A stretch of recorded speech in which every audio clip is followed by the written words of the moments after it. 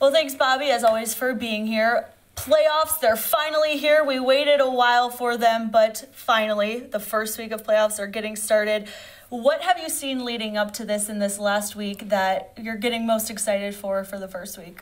Just you can kind of take your bracket out and look at it and say, oh, gosh, we could have this matchup in this round. And you kind of, whether you are correct or not, everybody does their little projections. Mm-hmm. And you kind of want to see where your team will go and if you're right. And, I mean, we have some really impressive could-be matchups coming up, you know. For example, there's a possibility, and they've been 1 and 2 in our poll all year, Judson and O'Connor. They're both undefeated. Judson has to beat Hayes Friday night. O'Connor has to beat Reagan Friday night.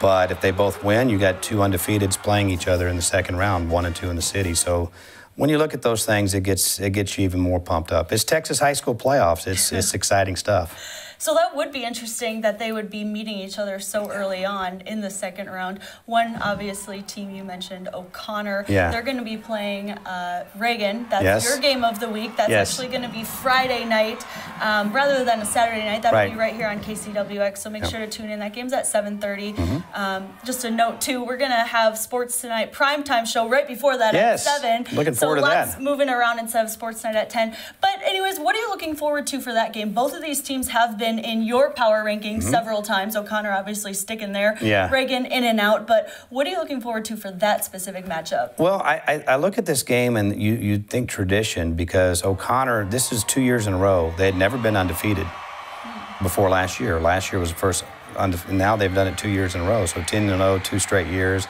They made it all the way to the quarterfinals last year. Reagan was one of the teams they beat along the way. Of course, prior to last season, Reagan had 4 consecutive undefeated district championships. So if you look at top 5 programs in the city over the last 10 years, O'Connor and Reagan easily fit in there. So, you know, there's a couple of variables. How, you know, can the Reagan defensive front hold up against that really talented offensive line for O'Connor?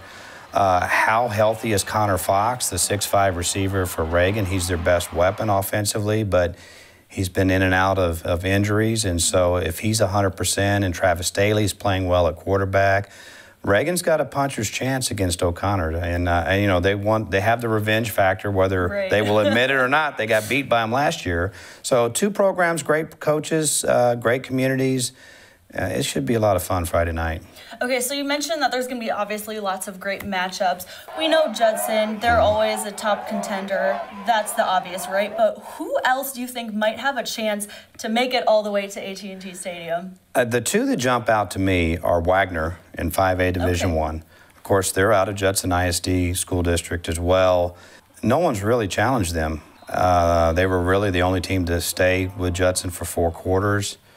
They've blown everybody else out. I don't see anyone in the region that particularly matches up well with them. So I'm not saying they have a pass to the semifinals. They have a path, not a pass, but a path to the semifinals. So if they can beat the team out of Houston in the semis, they could be there. Fall City in 2A Division II, small town, love their football. Some great talent down there. And so those 2 teams stand out as teams to watch out for. And then, you know, you got the Kerrville Tyvees and Bernie Champions and Alamo Heights that always are dangerous in their classifications if they get hot at the right time. And Lavernia's another one. They may have to go through Liberty Hill to get there, but that's a team to keep an eye on in Class 4A. And also, I don't want to forget them, Marion. They have the best dual-threat quarterback in the area statistically in Taylor Mills.